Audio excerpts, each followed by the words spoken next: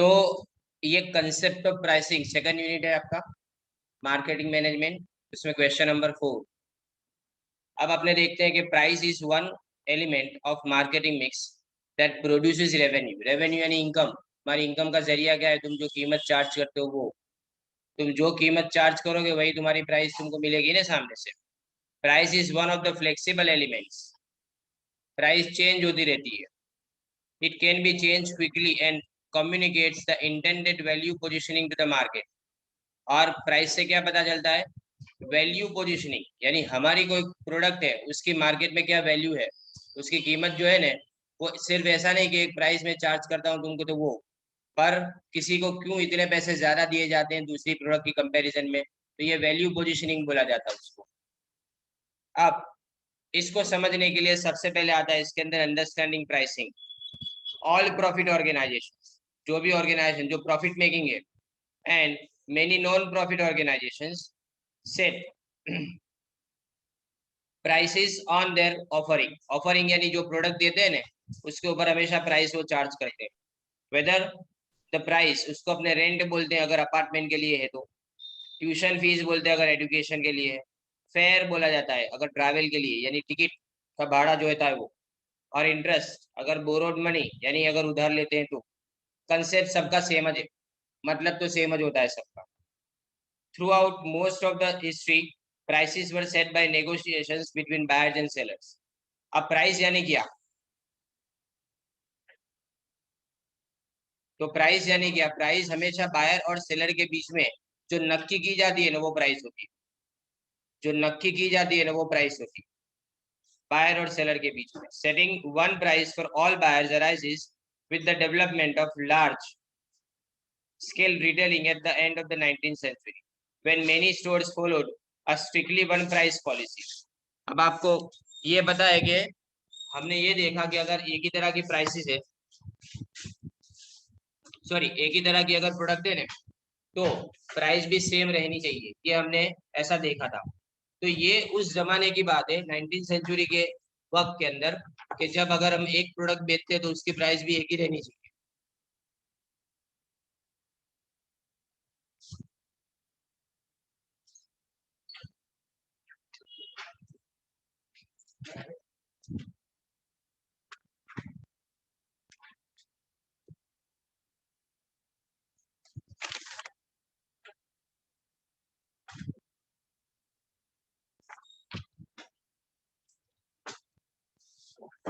तो यहाँ पे नेगोशिएशन किया जा रहा था, कस्टमर और सेलर के बीच में नेगोशिएशन होते थे, और उसके बाद में सिर्फ एक प्राइस, एक प्रोडक्ट एक प्राइस पूरे कंट्री के अंदर ऐसा रखा जा रहा था। Because they carried so many items and had so many employees.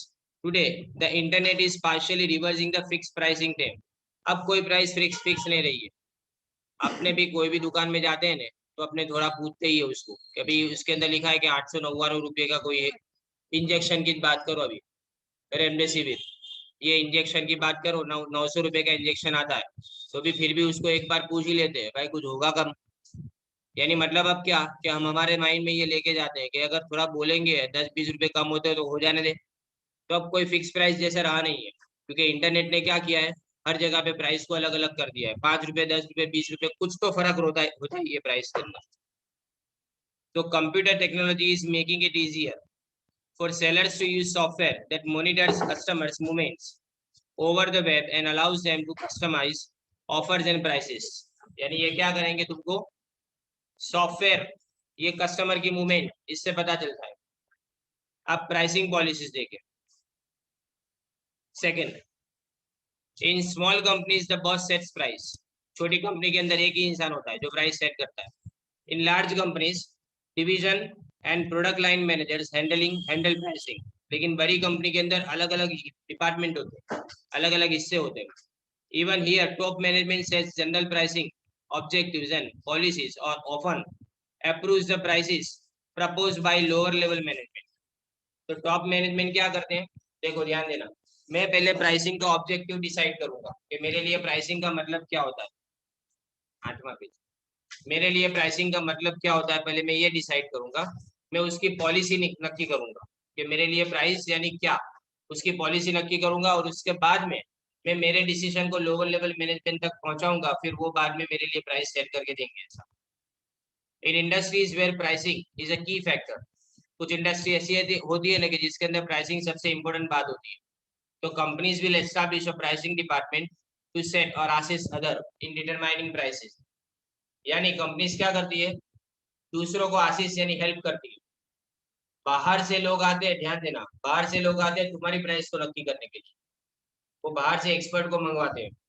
This department reports to the marketing department, finance department और top management. Others who put an influence on pricing include, और दूसरे कौन लोग होते हैं जो प्राइस को नक्की करते हैं, तो एक तो सेल्स मैनेजर, उसको बखूबी पता है कि कौन सी प्राइस पे कितनी प्रोडक्ट बिकेगी। फिर प्रोडक्शन मैनेजर, उनको ये पता है कि कितना स्टॉक तुम्हारे पास पाइल अप हुआ है, यानी कितना स्टॉक तुम्हारे पास बड़ा पड़ा हुआ है। तो वो तुमको बोलेंगे कि भाई बहुत प्रोडक्शन हो चुका है, फटाफट इसको निकालने के लिए सेल डालो और इसको हटाओ यहाँ से। फिर फाइनेंस मैनेजर्स, पैसे की कितनी जरूरत है, उसके ऊपर भी प्राइस डिसाइड होती है। अगर तुम उधार ज्यादा देते हो तो प्राइस ज्यादा रखोगे, ज्यादा उधार तो प्राइस ज्यादा रखोगे ऐसा। And accountants effectively designing and implementing pricing strategies require a thorough understanding of consumer pricing psychology and a systematic approach to setting and changing prices। यानी यहाँ पे क्या लिखा है कि अगर मैं इसको डिजाइन करता हूँ, प्रॉपरली डिजाइन करता हूँ प्राइसिंग की स्ट्रेटेजी को, तो मुझे प्राइसिंग साइकोलॉजी समझनी पड़ेगी। प्राइसिंग साइकोलॉजी मतलब लोगों की साइकोलॉजी, कि कीमत को बढ़ाने से लोगों के माइंड पे क्या इफेक्ट होती है, वो क्या हमारी प्रोडक्ट को कम खरीदना चाहेंगे या उसी तरह से खरीदेंगे जैसे पैसे पहले खरीदते थे। अब यहाँ पे देखो third, consumer psychology and pricing. Many economist assume that consumer accepts prices as given।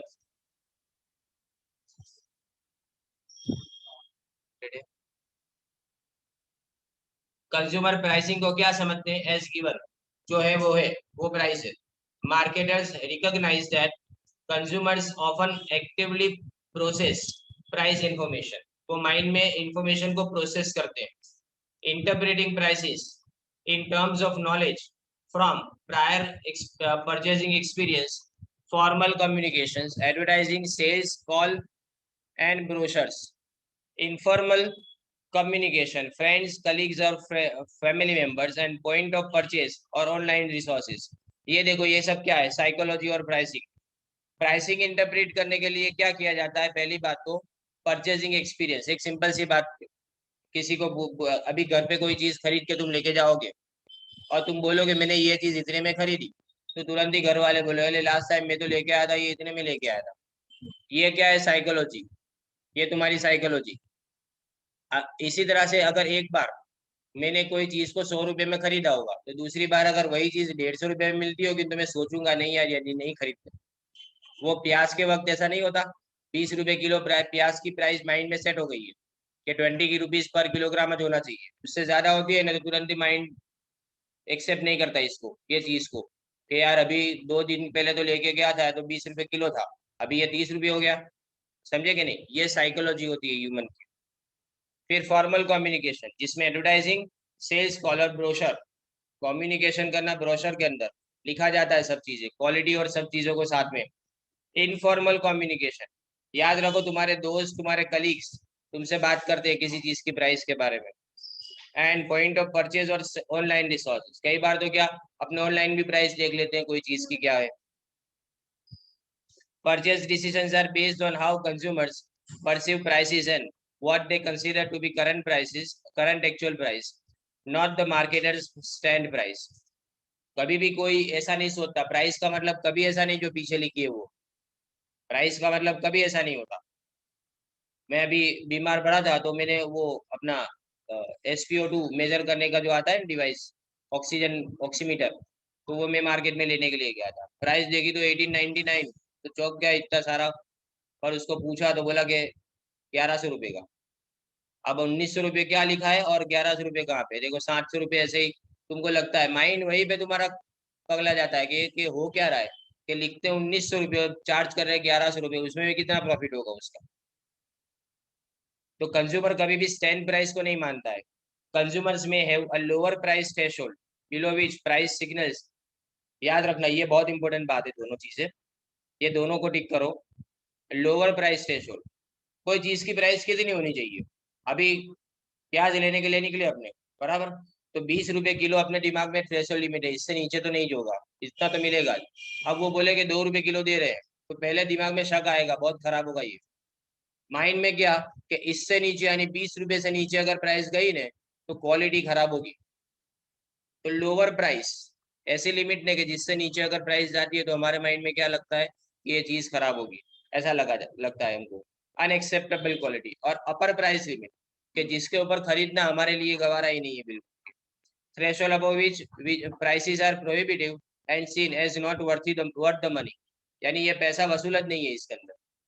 आपको ऐसा बोले 150 रुपए किलो प्याज, तो भाई घर पे वापिस आ जाएंगे, वो सूखा प्याज ले लो बाहर से, वो चलेगा, सुखाया हुआ आता है ना वो। Although consumers may have fairly good knowledge of the price range involved in is known as reference price। देखो रेफरेंस प्राइस भी होती है, 20-25 रुपए के आसपास होगा, अपने ऐसा बोलते हैं ना कभी किसी चीज के बारे में, 20-25 रुपए के आसपास मिल जाएगा, ले लेना, ऐसा ये रेफरेंस प्राइस होगी।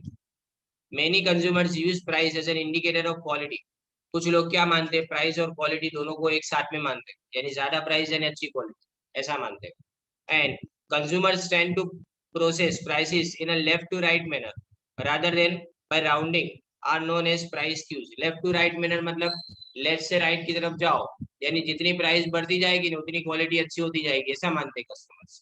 इसीलिए कस्टमर्स है ना हमेशा मार्केट में धोखा भी खा जाते हैं कि कोई अच्छी चीज को ऐसा मान के चलते हैं कि प्राइस ज्यादा है तो अच्छी होगी, ऐसा मान के लेके चले आते हैं। अब ये वाला क्वेश्चन भी और ज्यादा इंपॉर्टेंट क्वेश्चन, इससे भी ज्यादा इंपॉर्टेंट है, प्राइस सेटिंग प्रोसीजर। याद रखना इसमें स्टेप बाय स्टेप जाना है, बहुत आई थिंक लंबा क्वेश्चन है। यस,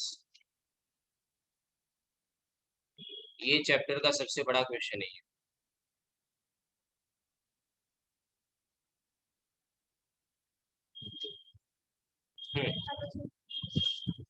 यस, इससे बाद में खत्म ही हो जाएगा, और ये क्वेश्चन बहुत इंपॉर्टेंट क्वेश्चन है। इसके बाद में अपने थियरी सब्जेक्ट में ईएसबीएम स्टार्ट करेंगे, दूसरा सब्जेक्ट ईएसबीएम, बिजनेस मैनेजमेंट जैसा है, पीओएम जैसा था ना वैसा ही सेम, इजी सब्जेक्ट है वो भी। एमी सबसे लास्ट में स्टार्ट करूँ, एमी के अंदर है ना डायग्राम्स है ना, तो अगर हो सके तो उसको लाइव क्लास के अंदर जितने ज्यादा मेरे सामने बैठ सके उतना ज्यादा अच्छा। Explain price setting procedure in setting products price, many factors must be considered। A firm must set a price for the first time when it develops a new product। याद रखो कि हमेशा कोई भी प्रोडक्ट जब मार्केट में launch होती है ना तो सबसे बड़ी प्रॉब्लम फर्म के लिए क्या है कि इसकी कीमत क्या रखे। नई प्रोडक्ट की सबसे बड़ी जो चैलेंज होती है ना वो तुम्हारे सामने ये है कि इसकी प्रोडक्ट की कीमत क्या रखी जाए। Introduces it's regular product into a new market distribution channel और ज्योग्राफिकल एरिया। अब देखो ये तो नई प्रोडक्ट की बात है, ऐसा भी हो सकता है ना कि वही प्रोडक्ट को मैं दूसरी जगह पे लॉन्च करूँ। महाराष्ट्र में मैंने अपनी प्रोडक्ट को कभी लॉन्च नहीं किया, अब मैं वही प्रोडक्ट को दूसरे ज्योग्राफिकल एरिया के अंदर लॉन्च करूँ, ये भी हो सकता है। या फिर कोई नया कॉन्ट्रैक्ट वर्क चालू करूँ मैं उसके अंदर, तो सर्विस के लिए भी प्राइसिंग होता है, हर चीज के लिए प्राइसिंग होता है। तो moreover it must decide whether to position is product on price and quality, यानी हम कौन सी पोजीशन के ऊपर अपने आप को रखना चाहते हैं और अपनी क्वालिटी क्या रखना चाहते हैं। सम में हैव 3 to 5 प्राइस पॉइंट्स, याद रखना 3-4 प्राइस पॉइंट होते हैं, प्रोडक्ट के प्राइस अलग अलग पॉइंट पे रखे जाते हैं, इतनी प्राइस रखे फिर चेक करते हैं कि क्या ये प्राइस पे मार्केट में प्रोडक्ट बिकती है कि नहीं बिकती है, right.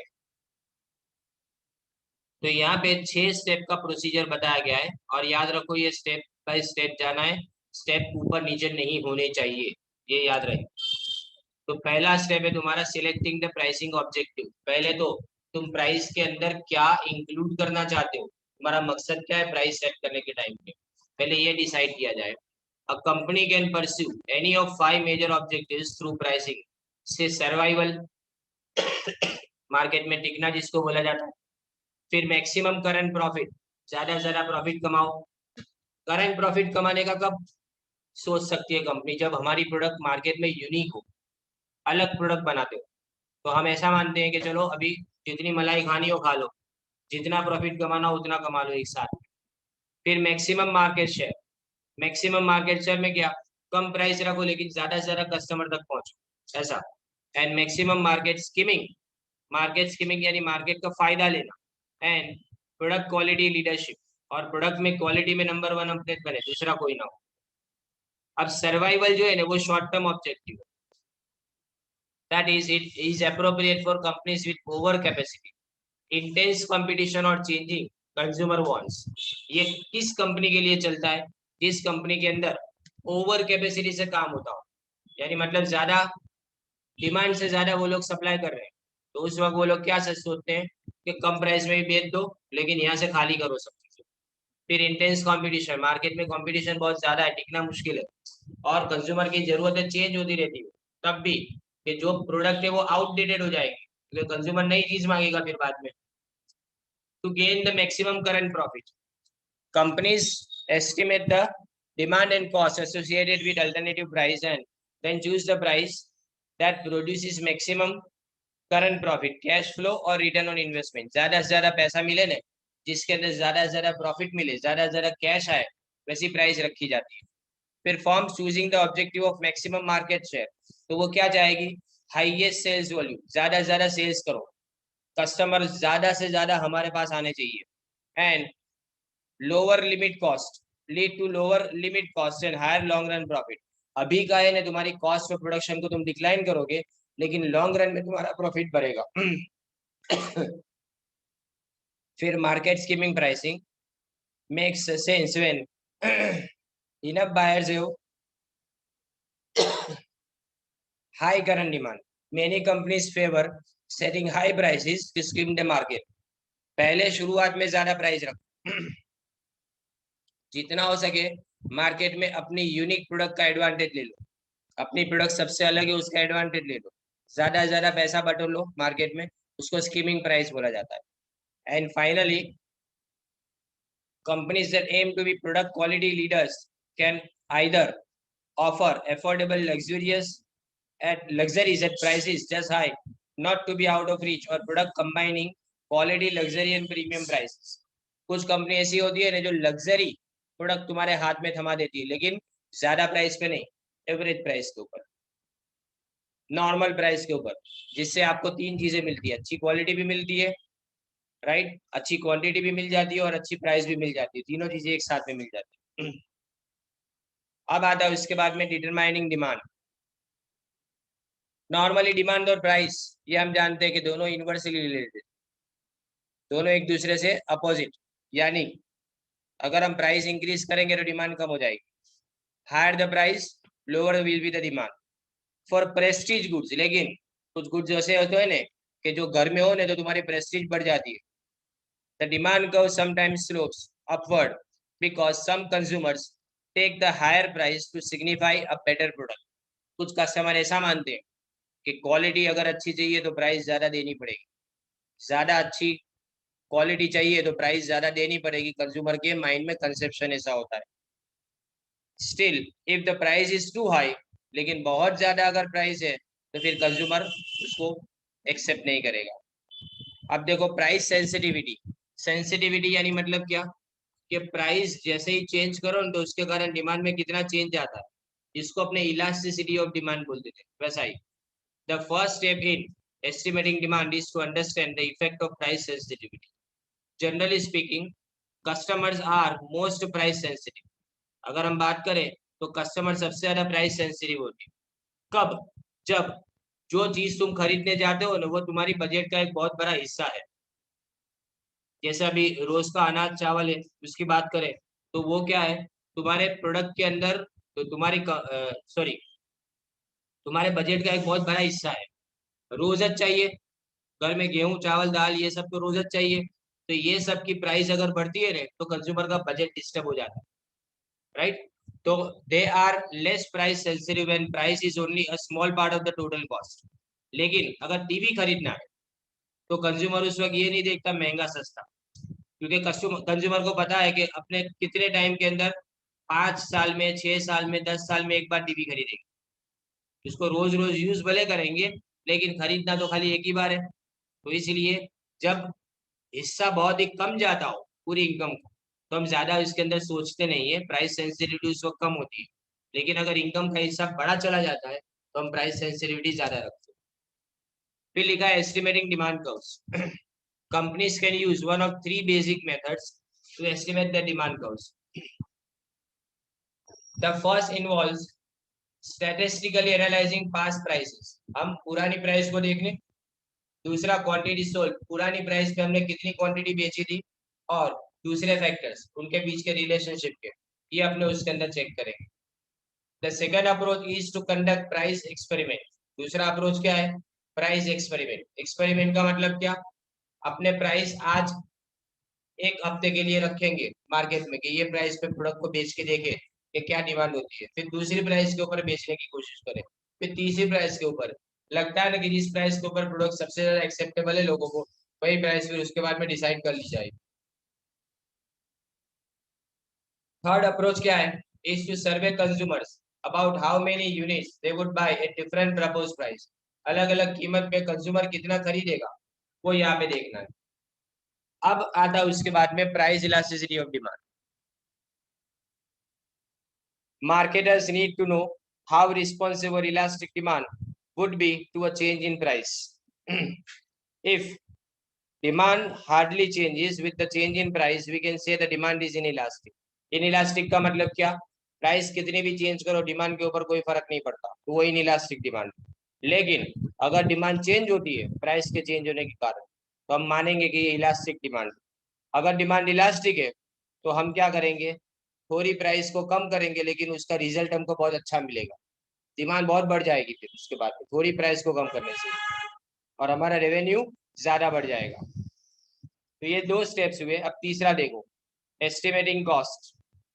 The company wants to charge a price that covers its cost of producing, distributing and selling the product. अपने नॉर्मली कौन सी प्राइस चार्ज करते हैं? तीन चीजें कवर हो जानी चाहिए। एक तो तुम्हारी प्रोडक्शन की कॉस्ट, दूसरा तुम्हारी डिस्ट्रीब्यूशन की कॉस्ट, और तीसरा उस प्रोडक्ट को सेल करने की कॉस्ट। तीनों को कवर करना है, और साथ में उसको फेयर रिटर्न भी मिलना चाहिए, प्रॉफिट भी मिलना चाहिए। अब type of cost and levels of production. A companies cost takes two types, एक तो फिक्स कॉस्ट है और दूसरी है तुम्हारी वेरिएबल कॉस्ट। फिक्स कॉस्ट कभी भी चेंज नहीं होती प्रोडक्शन के साथ में, जैसे रेंट है, इंटरेस्ट है, सैलरी है, ये सब कभी भी चेंज नहीं होती। जो वेरिएबल कॉस्ट है वो सीधे तुम्हारे लेवल ऑफ प्रोडक्शन के साथ में वेराई होती है, यानी चेंज होती है। टोटल कॉस्ट ये दोनों का टोटल है, यानी फिक्स कॉस्ट का और वेरिएबल कॉस्ट का, ये हम ऑलरेडी सीख चुके हैं। एवरेज कॉस्ट यानी क्या? टोटल प्रोडक्शन कॉस्ट को अपने नंबर ऑफ यूनिट्स के साथ में डिवाइड करेंगे तो अपने को मिल जाएगा average cost. It is equal to total cost divided by production. क्या करेंगे? टोटल कॉस्ट को अपने प्रोडक्शन से डिवाइड करेंगे तो मिल जाएगा। Management wants to charge a price that will at least cover the total production cost at a given level of production. Given level of production के ऊपर कुछ तो इतना तो मिलना चाहिए, मतलब जितना खर्चा हुआ वो तो कवर हो ही जाना चाहिए, उतना तो मिलना चाहिए। फिर आता है देखो एक्यूमुलेटेड प्रोडक्शन। एक्यूमुलेटेड यानी अभी तक जमा हुआ प्रोडक्शन जो है वो। Experience shows that aggressive pricing is risky. Aggressive pricing का मतलब मार्केट में एकदम जोश के साथ में एंटर होना, कम प्राइस करके घुस जाना मार्केट के अंदर। बिकॉज एग्रेसिव प्राइसिंग में give the product a cheap image. इससे क्या होता है? कम प्राइस है ना, तो माइंड में ऐसा आता है कि तो सस्ती प्रोडक्ट बेकार होगी, ऐसी इमेज मार्केट में चली जाती है। This strategy also assumes that competitors are weak followers। साथ में हमने ये भी देखा है कि कॉम्पिटिटर्स कैसे हैं? वीक फॉलोअर्स, यानी हमारे पीछे पीछे आते हैं लेकिन धीमे धीमे आते हैं। They may lead the firm into building more plants to meet demands. Meanwhile, a competitor's innovate a competitor innovates a lower cost technology। अब होता क्या है देखो, कि मैंने अपनी प्रोडक्ट की प्राइस को मैंने कम कर दिया, राइट? तो मेरे साथ में मेरे कॉम्पिटिटर्स तुरंत कम नहीं करेंगे, वो ढूंढेंगे टेक्निक कि किस तरह से उतना ही प्रॉफिट कमाए लेकिन कम प्राइस पे बेच पाए। तो फिर वो नई टेक्नोलॉजी लेके आएंगे। अब नई टेक्नोलॉजी मार्केट में आ जाएगी तो इसके बाद में मैं जो कम प्राइस में बेच रहा था, मैं तो नुकसान से बेच रहा था, लेकिन दूसरे लोग वही चीज को अब उसी प्राइस के अंदर फायदे में बेचना शुरू करेंगे, तो ये नहीं चलेगा ना। फिर एक्टिविटी बेस्ड कॉस्टिंग जो अभी अपने सीखना है सेकंड यूनिट के अंदर मैनेजमेंट अकाउंटिंग में, to estimate real profitability of dealing with different retailers, the manufacturer needs to use activity based cost instead of standard cost accounting.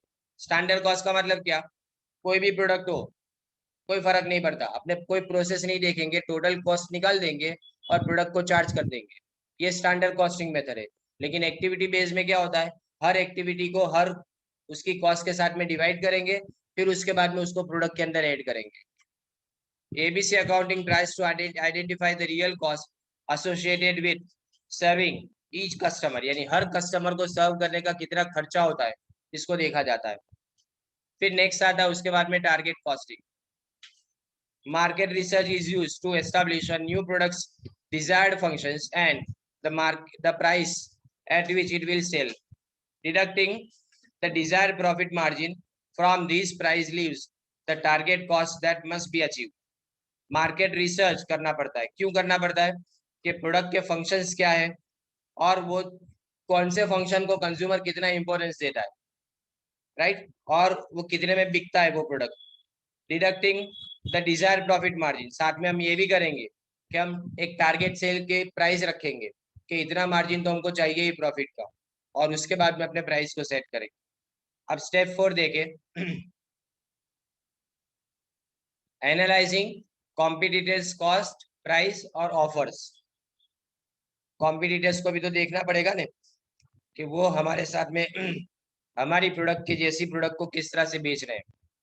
With in the possible prices determined by market demand and company cost, the firm must take into account competitors cost prices and possible price reaction. Price reaction क्या, कि मैं price change करूं तो वो क्या करेंगे, उसको price reaction बोला जाता है। If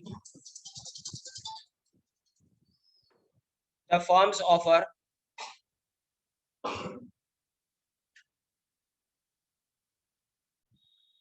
if the firm's offer contains features not offered by the competitors, तो customers should be evaluated and added to the competitors prices।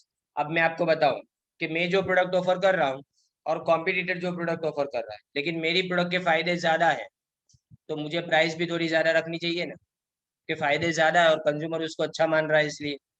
If the competitors offer contains some features not offered by the firm, लेकिन उल्टा, अगर मैं जो product offer कर रहा हूँ उसमें कुछ चीजें कम है और कॉम्पिटिटर की प्रोडक्ट के अंदर वो चीज ज्यादा है, तो उसका जो है ना अपने क्या करना पड़ेगा, सबट्रैक्ट, यानी उसकी प्राइस को अपने अपनी कीमत के अंदर से माइनस करना पड़ेगा।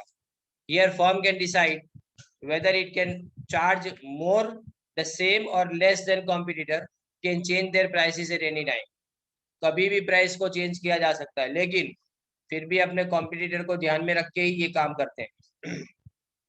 अब आता है देखो selecting a pricing method.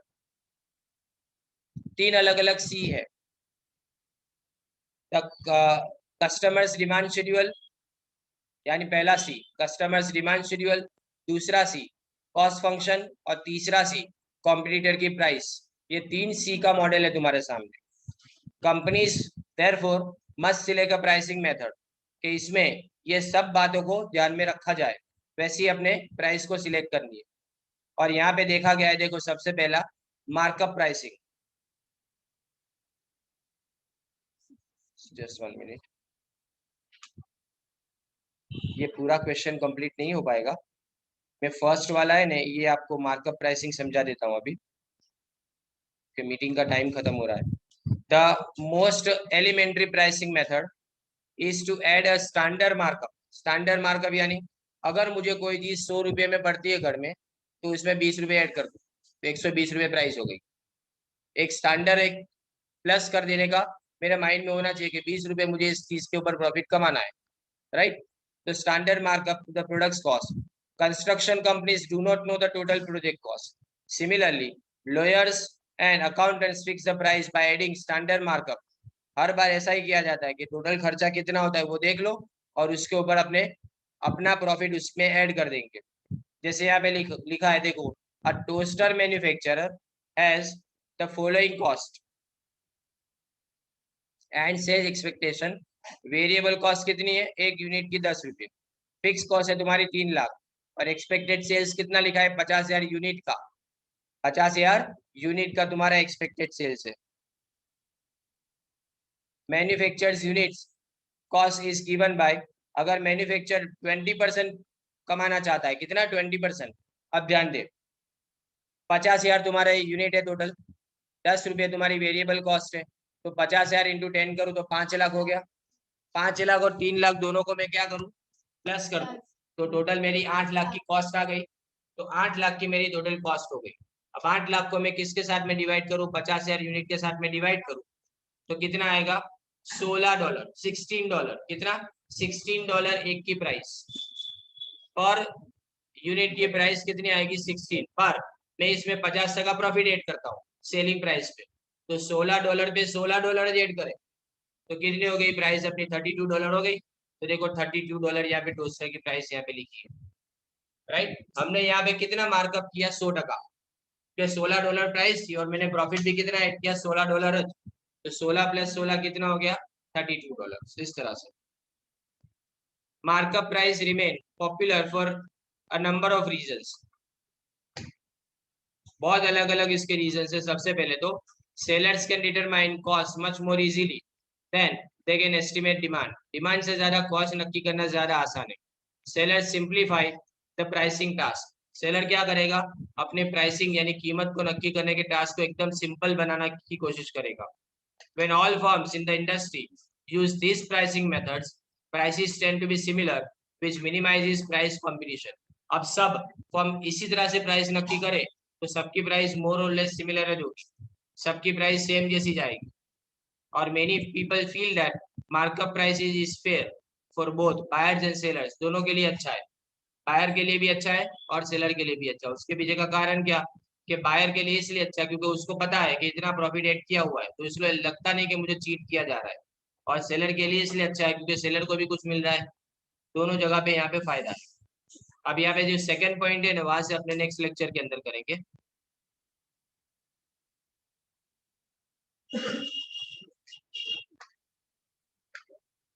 Recording YouTube पे भेज रहा हूँ मैं।